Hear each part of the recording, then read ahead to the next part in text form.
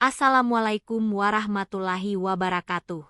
Mari sejenak kita hadiahkan sholawat kepada baginda Nabi Muhammad Shallallahu Alaihi Wasallam. Saudaraku yang dirahmati Allah, pernahkah kau mendengar ada seorang mahasiswa miskin dari desa yang tiba-tiba dinikahi oleh dosennya sendiri? Inilah kisah nyata yang tak biasa, kisah yang akan menggugah hati, bila engkau mendengarkannya dengan mata iman. Langit kota Hong Kong mulai berwarna jingga. Gedung-gedung menjulang memantulkan cahaya senja yang temaram. Di salah satu sudut kampus elit itu, suasana sunyi menyelimuti ruang dosen. Di balik meja kayu besar, duduk seorang wanita muda, dosen cerdas dan menawan bernama Miss Lee Meiyun. Wajahnya serius, namun matanya menyimpan sesuatu yang lebih dari sekadar urusan akademik. Di hadapannya, duduk seorang pemuda berjubah sederhana, membawa tas lusuh. Namanya Fikri, mahasiswa asal Jawa Timur yang mendapat beasiswa penuh untuk kuliah di jurusan Teknologi Informasi. Ia datang bukan untuk konsultasi tugas, tapi karena dipanggil secara pribadi, di luar jam kuliah. Miss Lee menghela napas perlahan, lalu berkata pelan, "Kalau saya ajukan satu permintaan gila, kamu bersedia, Fikri?" Fikri tertegun. "Permintaan apa, Miss?" Tatapan mata wanita itu dalam, menusuk seolah menyembunyikan banyak hal. Suaranya mengecil, hampir seperti bisikan.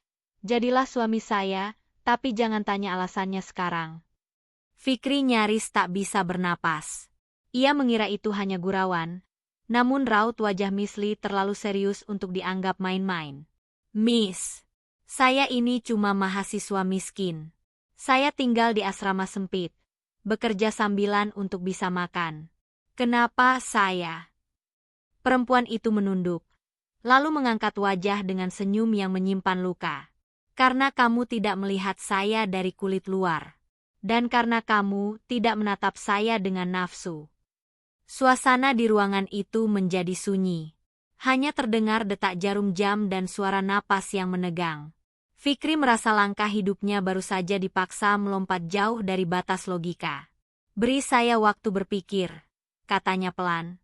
Miss Lee mengangguk. "Aku tunggu jawabanmu. Tapi jangan lama-lama, karena waktu bukan teman baik bagiku." Fikri keluar dari ruangan itu dengan kepala penuh tanya. Di tengah hiruk-pikuk kota Hong Kong, hatinya justru tenggelam dalam keheningan. Apakah ini ujian dari Allah, atau justru takdir cinta yang telah lama ditulis di Lauhul Mahfuz? Fikri berjalan menyusuri lorong kampus dengan langkah berat. Di luar, kota Hong Kong tetap ramai dan dingin, tapi hatinya justru terasa panas oleh kebingungan. Malam itu, di kamar asramanya yang sempit, ia duduk termenung memandangi sajadah yang tergelar. Doa panjang ia panjatkan, berharap Allah memberinya petunjuk. Keesokan harinya, saat ia bertugas mencuci piring di restoran halal tempat ia bekerja paruh waktu, pikirannya terus melayang pada wajah Miss Lee. Dosen yang selama ini tampak dingin dan penuh wibawa, kini justru menawarkan sesuatu yang tak masuk akal. Menikah dan merahasiakannya? Sore harinya, ponsel Fikri bergetar. Sebuah pesan masuk dari Miss Lee. "Saya tahu kamu orang baik. Jawabanmu akan saya terima, apapun itu. Tapi jika kamu memilih tidak, saya akan anggap ini tak pernah terjadi." Fikri membalas dengan singkat. "Saya ingin bicara langsung, malam ini."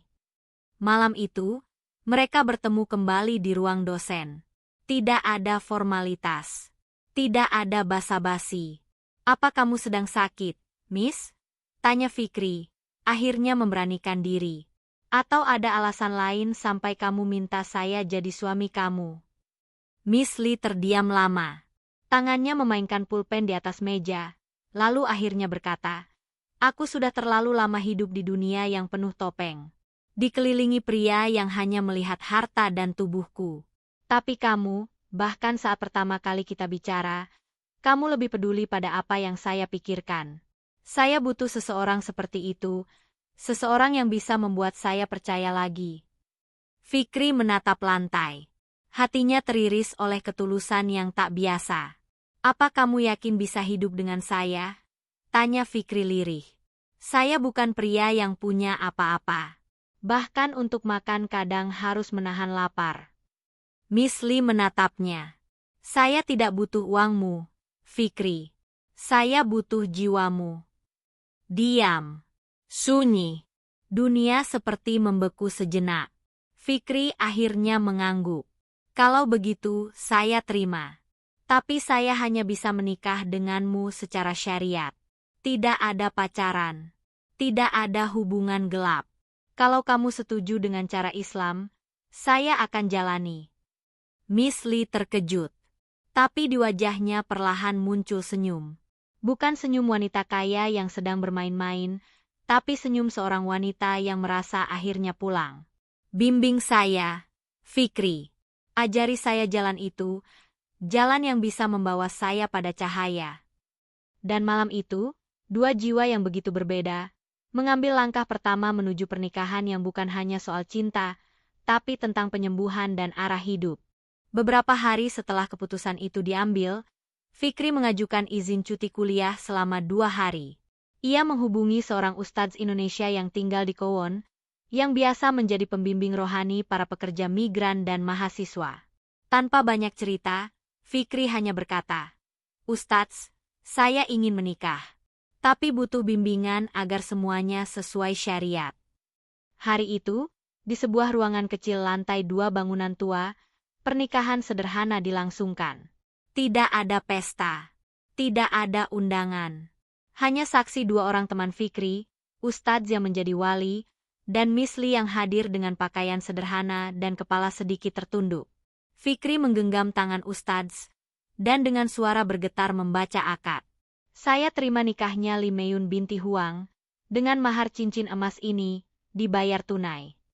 Di balik hijab tipis, mata Miss Lee berkaca. Cincin itu ia genggam erat. Bukan karena nilainya, tapi karena janji suci yang akhirnya mengikatnya dengan lelaki yang tak pernah ia duga sebelumnya. Setelah akad, Miss Lee menyentuh tangan Fikri. "Sekarang aku sah jadi istrimu, tapi masih banyak hal dalam hidupku yang harus kamu tahu."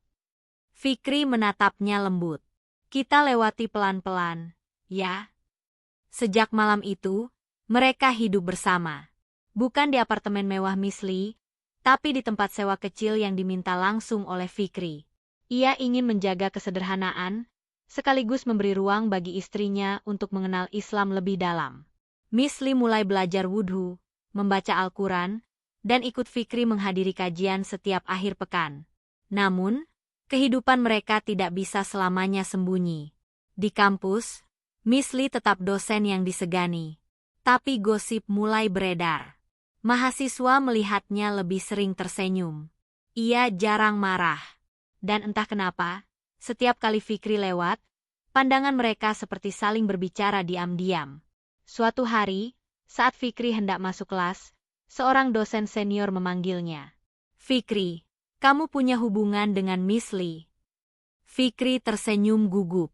"Kenapa bertanya begitu, Pak?" Dosen itu mendekat. "Hati-hati, ya. Dunia akademik ini tidak ramah pada hal-hal yang keluar dari jalur. Kalau kau jatuh, tidak akan ada yang memegangmu." Fikri hanya menunduk dan menjawab, "Saya sudah siap jatuh, tapi tidak untuk mundur dari kebenaran." Malam itu, Fikri pulang lebih cepat. Miss Lee menyambutnya dengan secangkir teh dan senyum lelah. Di matanya, Fikri tahu, badai akan segera datang. Minggu berikutnya, kampus menjadi tempat yang penuh tekanan. Bisik-bisik semakin keras terdengar. Entah siapa yang pertama membocorkan, tapi kabar pernikahan Miss Lee dengan Fikri akhirnya mencuat ke permukaan. Beberapa mahasiswa menatap Fikri dengan heran, bahkan sinis. Dosen-dosen mulai menjaga jarak dari Miss Lee, seolah ia telah melakukan sesuatu yang mencemarkan nama baik institusi. Pimpinan kampus pun memanggil mereka berdua secara resmi. Di ruang rapat yang dingin dan kaku, duduklah seorang dekan berwajah kaku, didampingi 3 petinggi fakultas. "Kami mendengar kabar bahwa kalian berdua telah menikah. Apakah benar?" Fikri menunduk. "Benar, Pak. Kami menikah secara sah dan sesuai hukum agama." Miss Lee mengangguk tegas. "Saya pribadi tidak melanggar kode etik akademik. Saya hanya menikahi seseorang yang saya cintai, dan saya yakin dengan pilihanku. Dekan itu menghela napas panjang. Kalian sadar ini bisa mencoreng reputasi kampus? Apalagi dengan latar belakang sosial yang sangat berbeda. Seketika, Fikri merasa perih di dadanya. Bukan karena dihakimi, tapi karena nilai-nilai yang mereka pertahankan dianggap masalah. Kalau harus keluar dari kampus, saya siap, ujar Fikri mantap. Tapi saya tidak akan pernah mengingkari pernikahan saya. Miss Lee menatap suaminya dengan mata berkaca-kaca. Ia menggenggam tangan Fikri di atas meja. Dan kalau saya harus kehilangan jabatan saya demi mempertahankan rumah tangga ini, saya rela. Ruangan itu hening. Lalu seorang dari petinggi fakultas yang lebih tua berkata, kami tidak melarang cinta, tapi kami minta kalian menjaga profesionalitas. Fikri, kamu tetap bisa kuliah. Tapi tidak boleh ada kelas yang dipimpin istrimu. Dan Miss Lee, Anda akan dialihkan ke bidang penelitian untuk sementara waktu. Keduanya mengangguk. Tidak semua perjuangan harus dimenangkan dengan perlawanan. Kadang, diam dan menjaga martabat adalah bentuk keberanian paling tinggi.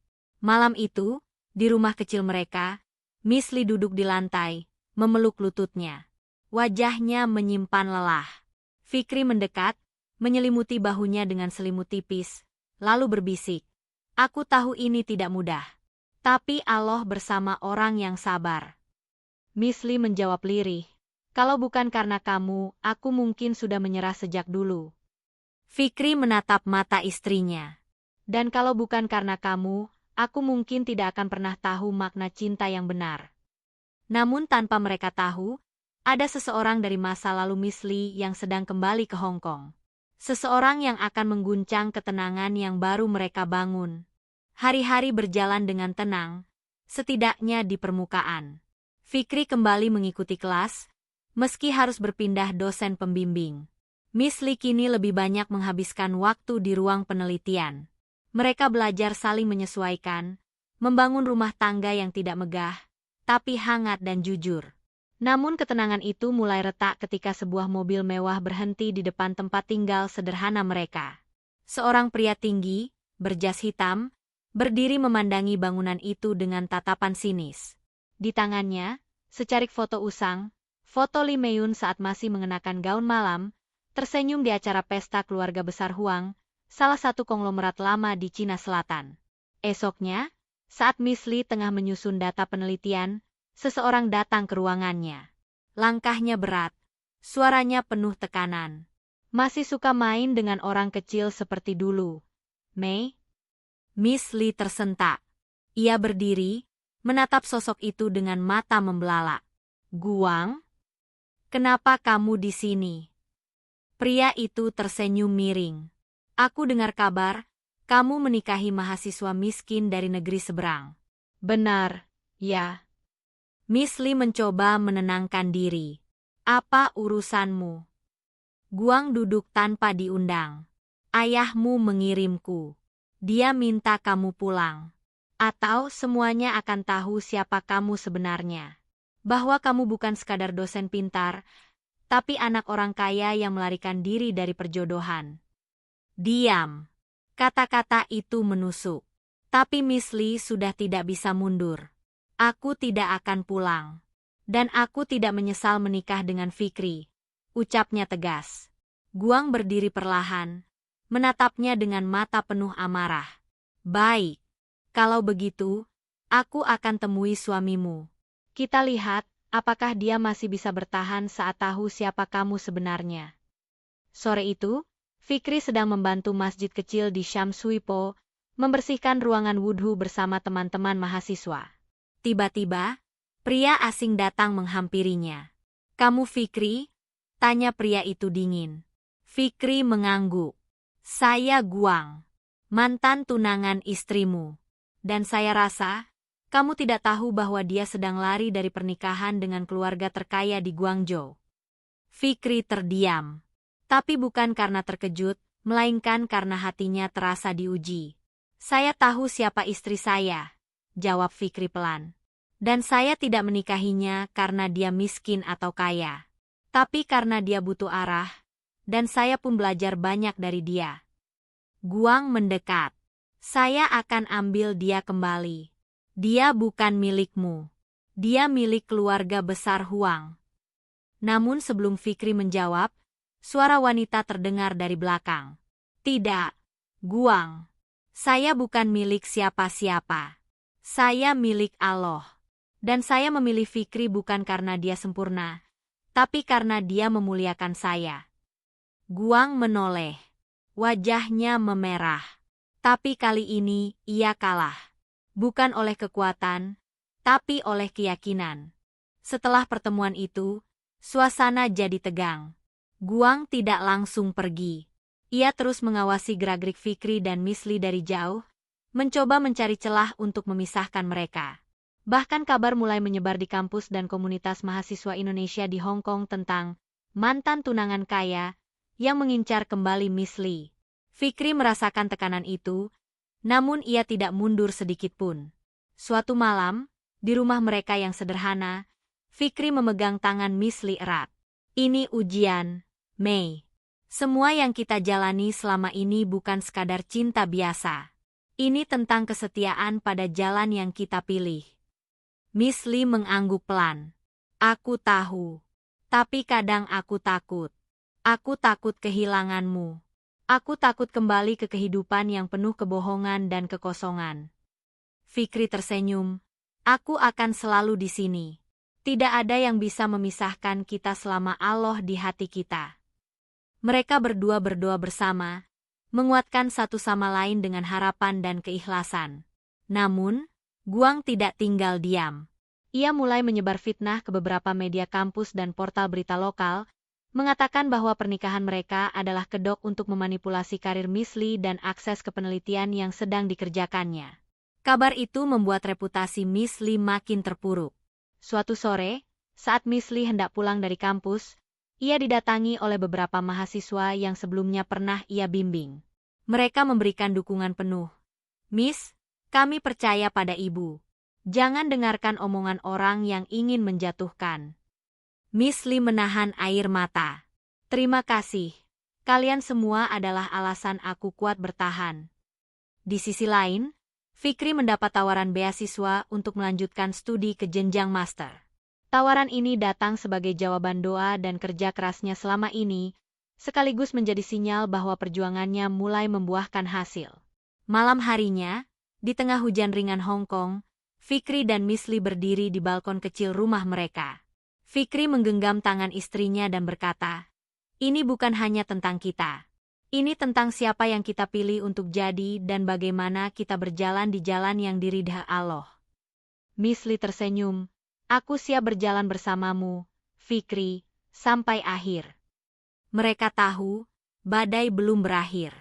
Tapi cinta dan keimanan adalah perisai mereka.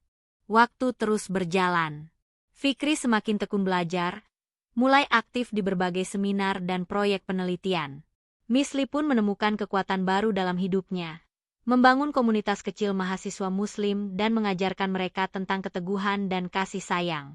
Kabar fitnah dari Guang mulai pudar seiring kebenaran yang terungkap. Beberapa kolega Misli secara diam-diam mulai mendukungnya kembali setelah menyaksikan integritas dan kerja kerasnya yang tak terbantahkan. Fakultas pun memberikan kesempatan kedua, walau dengan catatan ketat.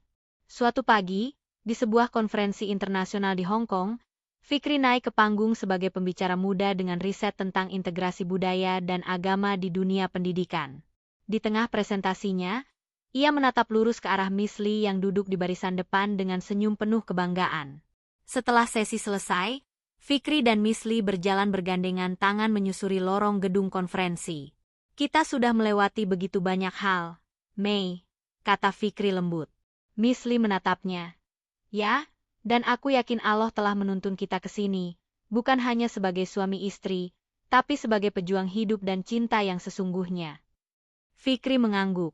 "Kita bukan hanya membuktikan cinta antar manusia, tapi juga bahwa iman dan kesabaran bisa mengubah dunia." Mereka berdua tahu perjalanan mereka belum berhenti, tapi cahaya harapan sudah sangat dekat.